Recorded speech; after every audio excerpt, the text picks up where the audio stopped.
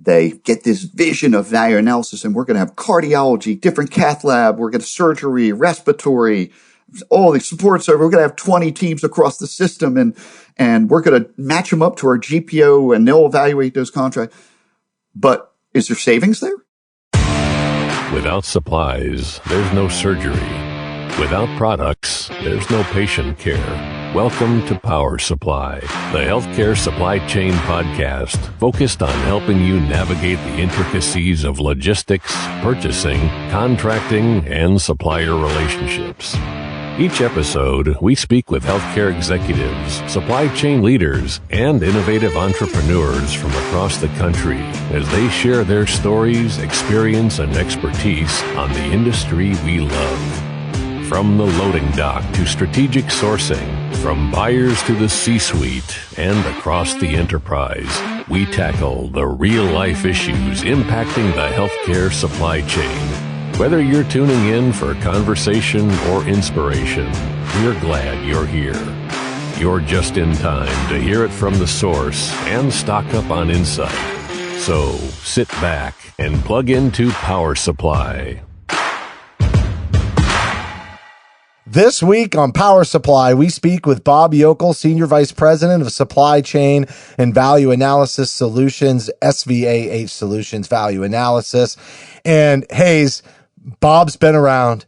I think anybody who's listening to our podcast knows Bob, and probably because he is our predecessor in podcasting. He's the original OG of supply chain podcasts in healthcare. And I just can't wait to talk to him today. And partly because this is probably going to be the easiest interview I've ever done. There's nothing like interviewing another podcaster to make your life easy. Absolutely, man. Bob is like, he is the OG. He is the original great of what he does. And you know what? I learned a ton in listening to him. And again, he can give examples after examples. And he's definitely somebody you ought to hang around and listen to. Love Bob. All right. We'll be right back after a short break with Bob Yokl.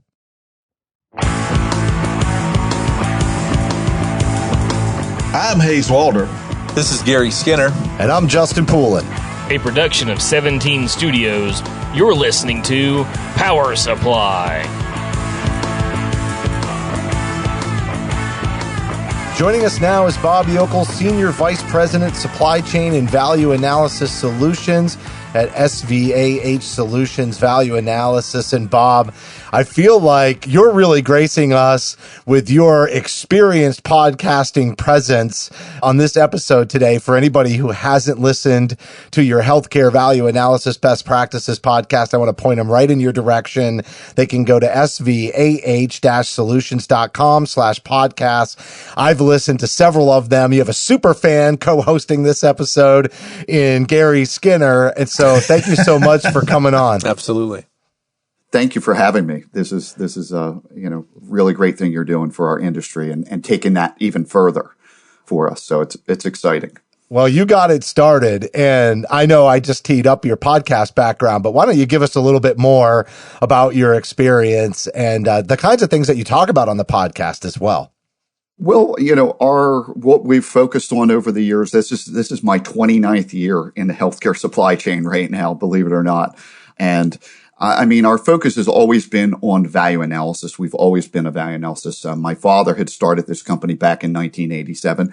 He's still with the company doing some things, but for the day-to-day operations, I work with our clients to help them identify savings opportunities and really fuel the funnel for their value analysis teams out there is really our main purpose, because there's still a lot of savings, but it's different savings that we'll talk about more in here. It's not your same. Bob, this is Hayes here, and I have to say you are a living legend, no doubt about it. Everybody in this industry that's anybody, they know you, right? But I'm going to ask you something I'm going to catch you off guard here. I'm going to throw something out that just not everybody knows or might not know. Do you have any passions, any hobbies other than supply chain? I'm a big racing fan. Love racing. Oh, there you go. Love the technology and the precision that's in it. In some ways, it's similar to healthcare because you think about a race car and how they come together and the precision and the doctors and the it's amazing how you do it. So I just really like that techiness to it. in racing. Very well. Oh, I'm just thinking about fuel surcharges. I'm thinking about supply chain that falls right in it. Then the track, the sponsorships, all the dollars in it. So you're right on. It does follow the lead on that. I love how that does. put They're together. always managing budgets for that purpose. Can't race without money. And it's a team sport, but not everybody's on the field. And, that's another really good correlation. Mm-hmm. Yes, I once had a doctor say to me, who was into cost management, says, well, without money, we can't invest in new capital equipment. We can't pay our surgeons more, our nurses more, so money is important in that world. Well, Bob, and thank you. And I know we have racing fans probably listening to this right now, but I want to get into the depth. And I am the super fan because I've been listening to you for a long time and your dad as well. So I appreciate everything you've done for the industry. But just a little bit of history of value analysis. If you can, you said 29 years in it, your dad's history in it, but how has it progressed? How has it morphed? How has it pivoted in what you've seen, and maybe a brief summary of how that's kind of moved into our world? Well, value analysis had its infancy in healthcare. It's been around since 1945 with General Electric, whole nother story. But in healthcare, it came around the early 80s with a gentleman's name is Alex Vallis, who's in the healthcare supply chain Hall of Fame. They were the precursors, and my father was one of the followers of Alex and really embraced value analysis, along with many others, Tom Hughes, Bill McFall, big names in our industry. And they started offering value analysis programs to hospitals throughout the year. All right. So if a hospital had a, product evaluation team, it became value analysis all the way into the 90s and the 2000s. But then, into the recent years, we have value analysis coordinators, we have nurses, we have a value analysis association. It really has been embraced. And I'm very encouraged to see titles like Vice President of Value Analysis, Director of Value Analysis, which is incredible today. But there's so much more. We're just scratching the surface on value analysis as far as, what we're getting to right now. There's so much more. Bob, how has value analysis changed in the last, couple, 3 years compared to where obviously we were talking about decades ago, but how has it changed in the last couple of years, and has technology played a role in that? Well, when we're working with value analysis, even now, our focus is on cost management. All right. But there's a whole new realm. It's new product requests they're focusing on because they have to be vetted. You can't bring products in nowadays with just FDA approval. So there's a whole group of value analysis, and that's why I say we're just scratching the surface. The vice president of value analysis do work with GPO conversions and new product requests, but the volume has increased from, back in the 80s, we had 4,000 products. 90s, we had 10,000. Now a health system could have 40,000 products they buy. So to vet all these, it's just overwhelming for value analysis. So what falls by the wayside is sometimes cost management. Not that they don't use it for cost management with conversions on GPO. And that's where I think we could do a little bit better. But, it's really focused. We have value analysis, project management, workflow, things like that. You said that the number of products that are coming in, you kind of jump those numbers up. Does that follow the path of the rural hospitals all, joining these larger health systems and the aggregation there? Because I know that people are still looking for standardization across so many more facilities than there used to be. Or is that a function of just that much new product coming into the market? Or is it a little bit of a combination of both, in your opinion? I would say it's a combination of all those things that you just said. And that's just because, yes, they are joining new systems. They have to convert over. If they're Premier, now they have to be Health Trust, vice versa. And that's incredible that they have to do that. But somebody has to work through and make sure the samples are there, make sure the products are equals to equals. And that's what the nurses are doing. And you don't have to be a nurse to be a value analysis professional as well. But a lot of organizations are requiring that and also Association of Value Analysis certification as well. But there's so many little attributes and there's more and more products. Even a little hospital could be buying 3,000 products on an annualized basis. So, there's so many. And with every, manufacturers, when they drop one product and then they create a new one, it has to be evaluated as well. So there's a lot that goes into that. You mentioned nursing in value analysis, and we actually recently did an interview with Tracy Chadwell, who is a nurse working in value analysis. So very timely that we would bring that up. But speaking of timely, as we record this, it's middle of June, late June. I think we're going to put this out in August, and it's budget season for all of those health systems and organizations that run that July 1 to June 30th, which I would say is the majority of health systems that I've worked with. A lot of governments work October 1st to September, end of September. But with this budget season and just what has impacted healthcare recently, something that you brought up to us before the interview was just the shortfalls and how that impacts the value analysis process and the budgeting that is just so relevant to most of the discussions that are going on for our audience today. Yeah. Well, there's no doubt there's going to be budget shortfalls because of COVID, because of the increased spend on PPE. Now, and on top of that, it is the inflation that, surcharges we're going to get. On and on and on. And unfortunately, the group purchasing market, I love group purchasing. They're outstanding what they do for hospitals. The consolidated volume, it's great. Unfortunately, they're so mature. When we used to get 10 years ago, we used to get 10, 15, 20% savings on a contract. We're getting 2. We're getting maybe 5. We're getting 7 if we're lucky. They're mature. They've gotten so much better. My hat's off to them. And they're going to up their game. They always do. But you got to find new ways of saving. And I think value analysis is one of those ways to do that out there and help the bottom line. Bob, we've been through a lot in the last couple of years, and you talked about the value analysis and the scope and how it's morphed and how it's changed and the nurses being involved. I think we had emergency preparedness during the pandemic was like DEFCON 5 every day, like commander-in-chief meeting, everybody meeting every day. What are we doing? What are we doing? What are we doing? How has the key stakeholders, how has it changed now with, the GPOs? You may have had a sole source. Is it evolving? Do you see the whole value analysis kind of taking another turn and really looking at multiple products, multiple sourcing, multiple arenas, and not just the top level big distributors, maybe some smaller ones? I just want to, maybe you could talk through that. What are you seeing in the market? What are you seeing the trend moving toward as we've been through what we've been through in the last year? Well, let's just take a simple example. It's like gloves, exam gloves.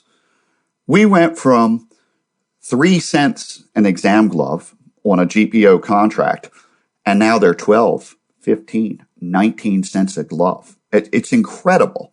Now, I track costs. That's part of what we do. We track the utilization of these. So I track, cost per adjusted patient day. So a good hospital was about $1.50 per adjusted patient day with the gloves they use per patient.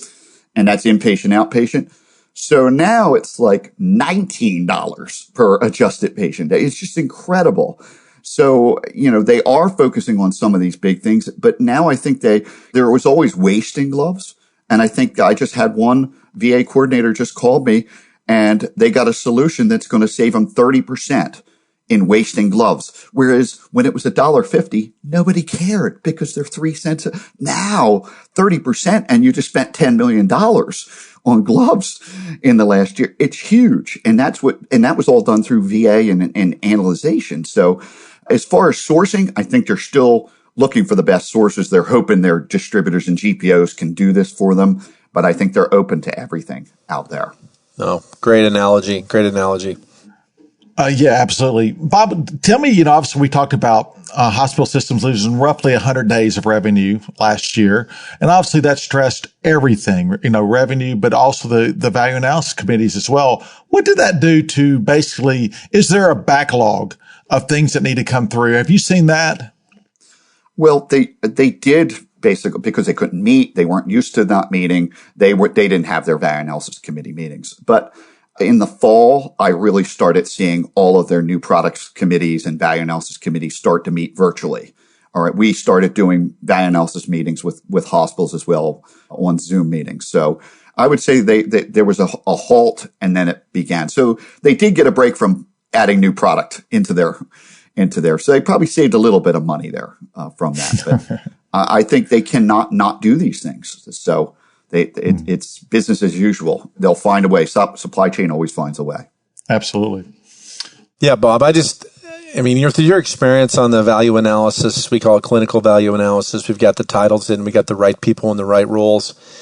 Can you share some best practices, not only on why they succeed, what looks like a good value analysis team, but also why some don't do as well? I don't want to say fail, but that's what I'm asking. So just the positives, the negatives, and what it looks like to be successful, I think is really good.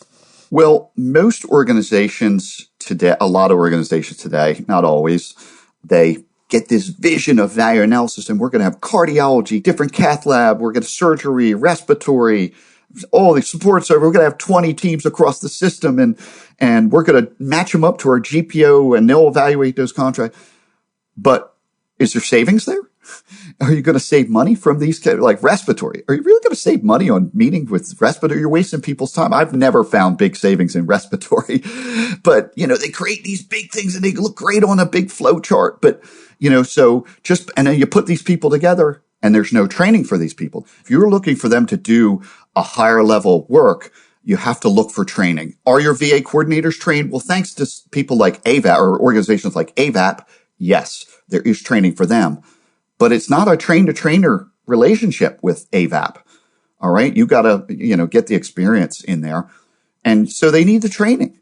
Plus, VA committees, they're all from Missouri. They're all department heads and managers. So even if you want to go back and save money, okay, let's look at our IV sets. We spend $5 million a year throughout the system on that. Why do we need to look at IV sets? They need proof. Do we need to look, right? Justin, you're a nurse. Would you say, why would we have to do that? I don't want to do that. Yeah. How do we know 5 million is not right?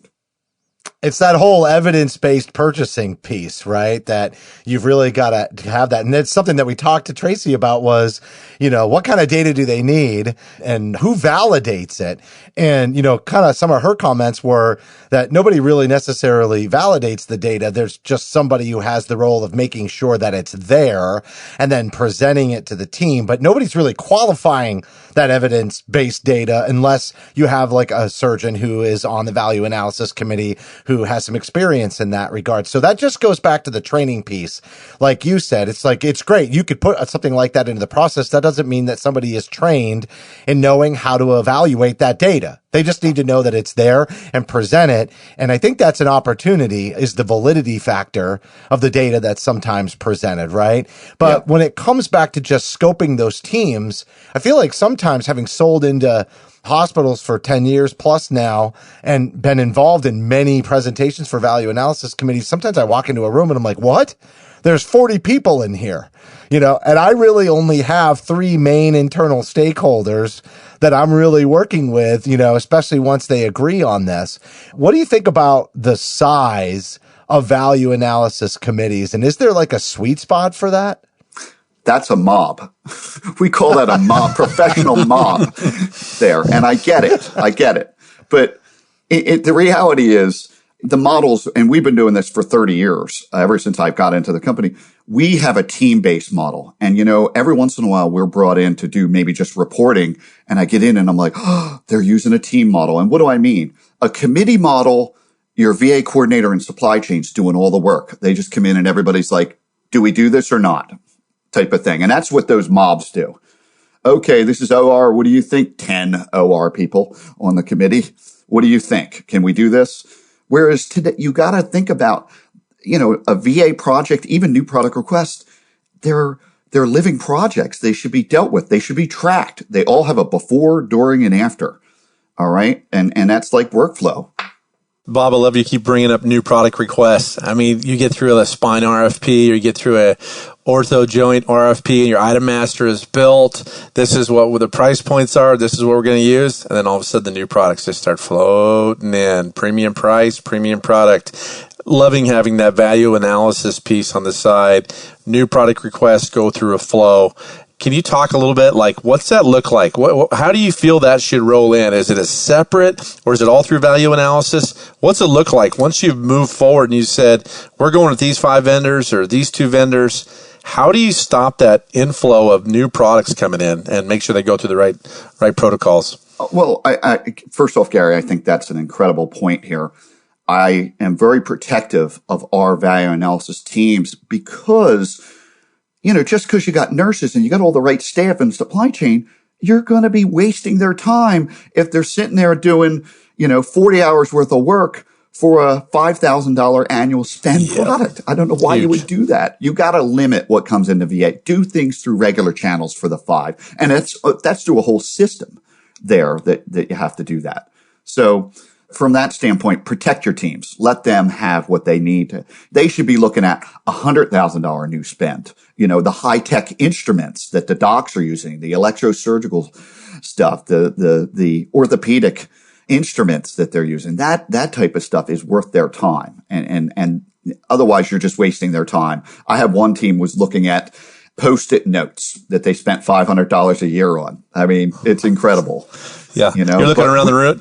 You're looking around the room, going meetings that make sense. Okay, that dollar doesn't even come close to what we're even talking about. All the hourly wages you're paying. So, great point, Bob. I was going to say you're spending $10,000 an hour in labor exactly to manage a Post-it note. My question would be, Bob, there are companies out there, and I see this frequently, who will say, "Yeah, my price of my product or my solution is X dollars, but I'm going to save the hospital X plus because I'm going to get the patient out a day earlier or 2 days earlier. I'm going to save something else." How does that value analysis committee evaluate those type of things? And who else needs to be on those committees in order really to help make those decisions? Well, unless it's a totally new product, there's something that's already performing that function in the hospital now.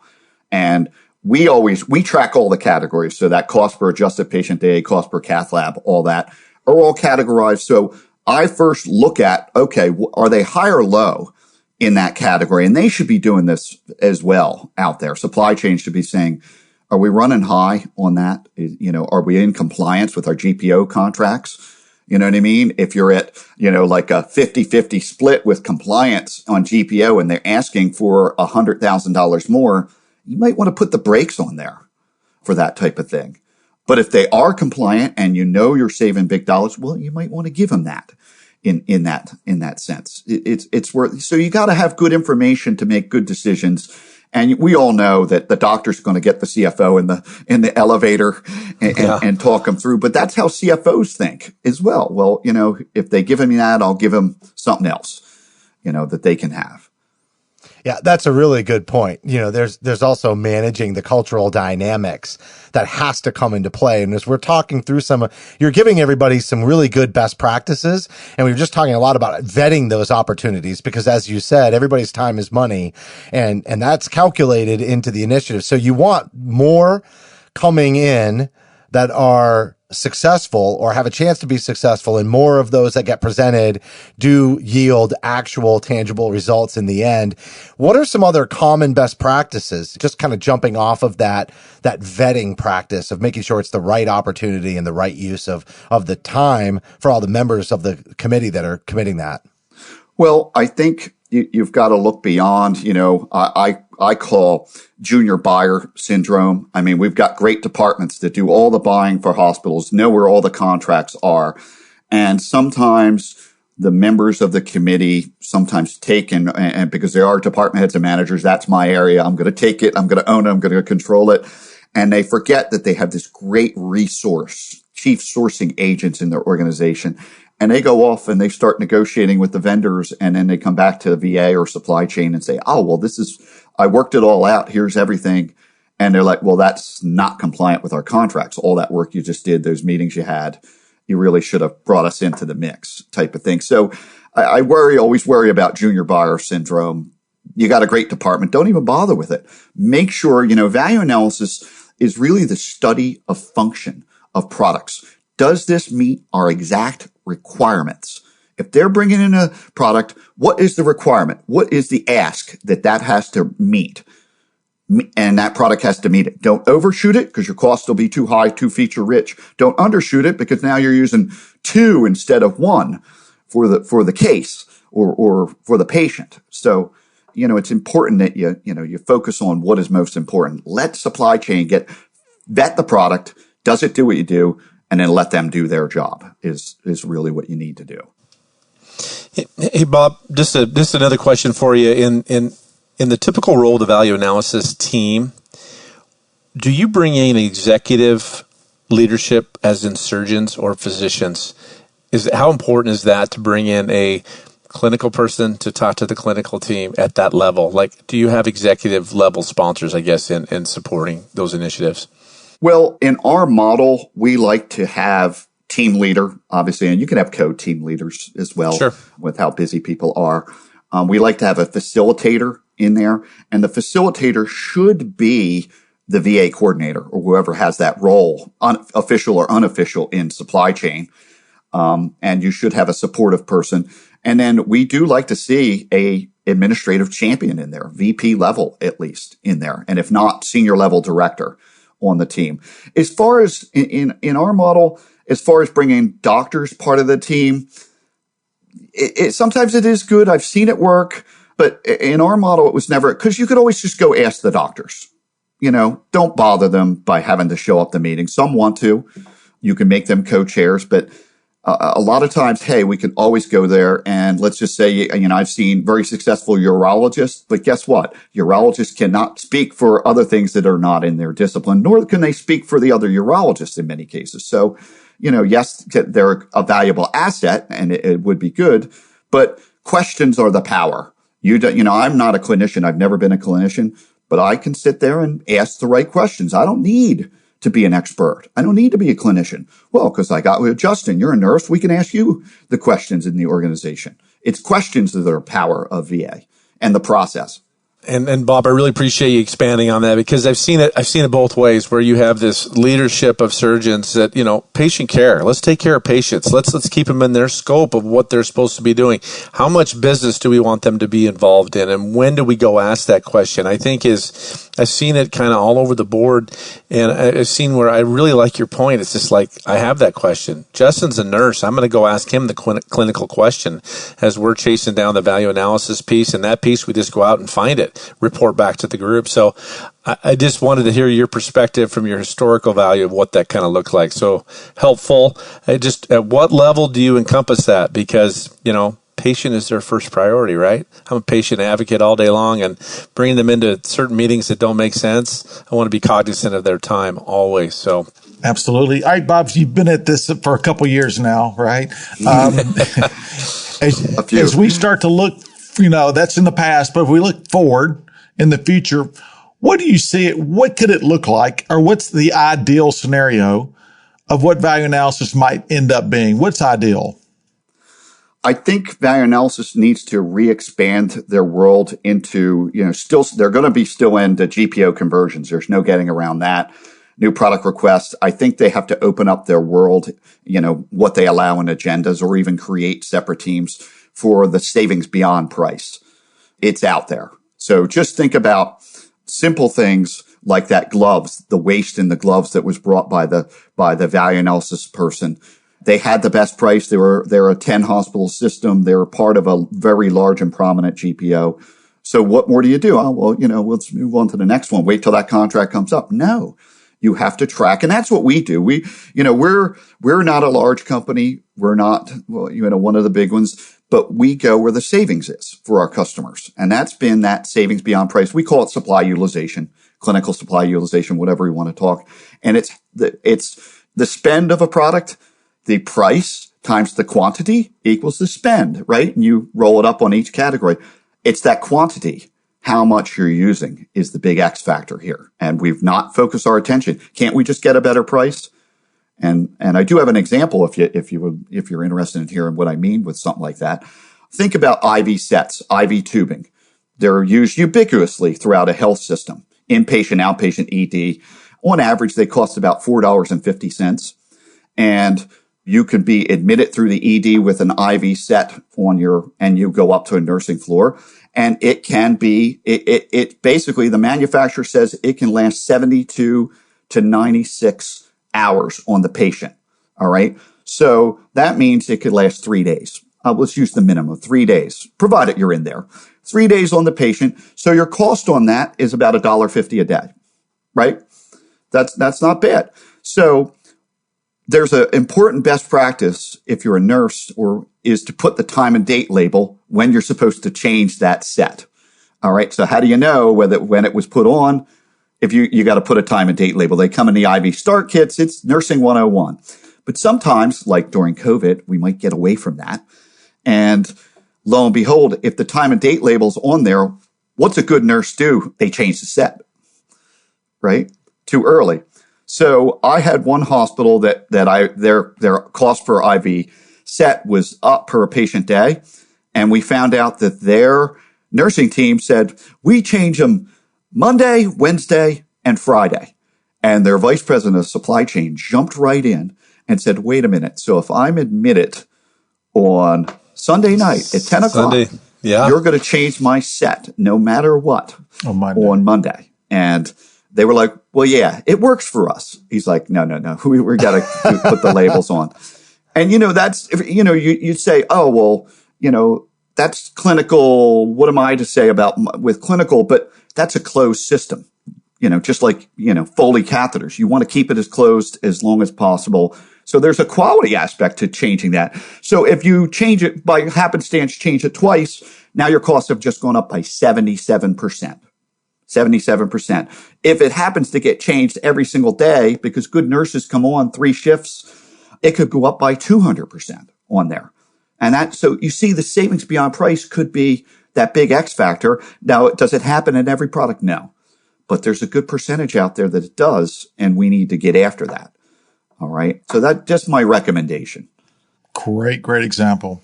Yeah, that's a great way to close. I know we're close to the end of the time, but I have to let you in on a little secret that we have a little bit of a compliment scoreboard going on in the background. And so every time somebody compliments one of us for asking a great question, it goes on the tally.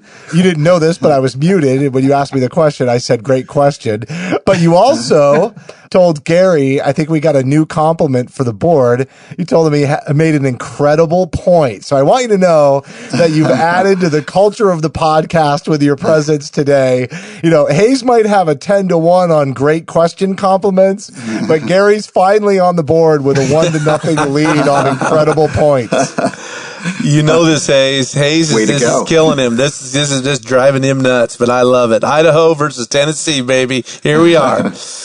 A win every so often is just kind of good for his, his soul. So, but that was really, really good, Bob. I mean, he didn't show up for like 3 podcasts in a row because he was, he's like, where's the motivation? It's kind of like the CEO managing the culture a little bit. We really appreciate you giving Garry that boost. It's kind of like a race car driver. He's never going to lead until everybody else wrecks or pits, and all of a sudden he leads one lap and he feels like he is the man. Well, Garry got to lead 1 lap after everybody pitted. So just to let you know. That's it. It's good to lead. Good to be in the lead, no matter when it is. We have a good time, Bob. That's for sure. We have a good time. Well, Bob, you're forever in the lead on the podcast front for supply chain. I think it's pretty selfless of you to come join our podcast that's just getting started, and for all the encouragement when you and I had a chance to speak long before we recorded this a few weeks ago. I can't tell you how much your support and encouragement is appreciated by all of us here at the team. And really, thank you for coming on today. Yeah. Well, thank you for having me.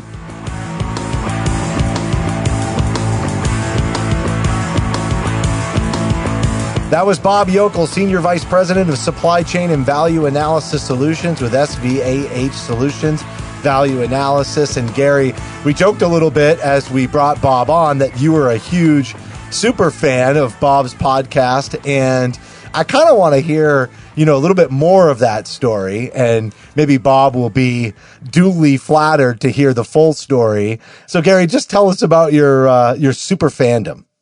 Oh, well, no, in all seriousness, it was an honor to have him on the call. When I started and I left the vendor world and I jumped into the GPO and supply chain world, I had to travel every week to a place out here in the Northwest in Central Washington. It was about 3 hours away. Cell phone service, it's cans and strings, didn't work, dodging turkeys, dodging deer. I needed something to break up the time, and I found their podcast about supply chain. So I was just educating myself and listening, and it was his dad and Bob. And I tell you what, the education that I got going back and forth, and just, you know what, it's a 2-lane highway back and forth.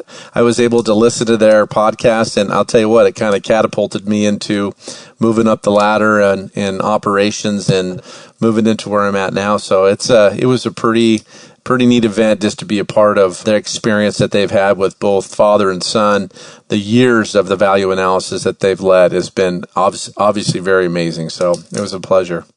Yeah, I think you were an early adopter of podcasting, especially as obviously there was really only, one podcast. And it's so important to make use of that travel time, right? Especially when you can't, have phone calls and keep things moving. I mean, why not? And I think a lot of people have really adopted that. And it's one of the reasons we have this great opportunity in this medium as well, and can drive such a listenership.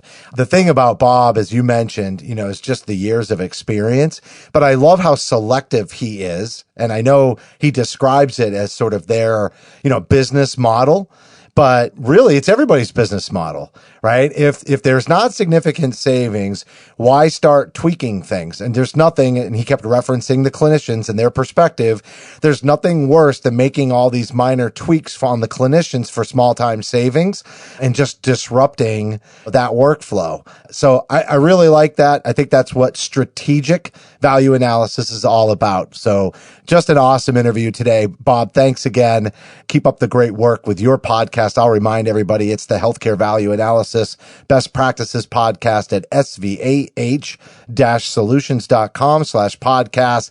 And that's going to do it for this week's show. As a reminder, you can help support Power Supply by subscribing on iTunes, Stitcher, Google Podcasts, and Spotify. We'd certainly appreciate a rating and a review because your feedback is important to the show. And you can also download our brand new smartphone application. Just search for Power Supply Podcast on the Apple App Store or the Android Google Play. So on behalf of Garry and Hayes and myself, thank you for listening to this week's episode of Power Supply.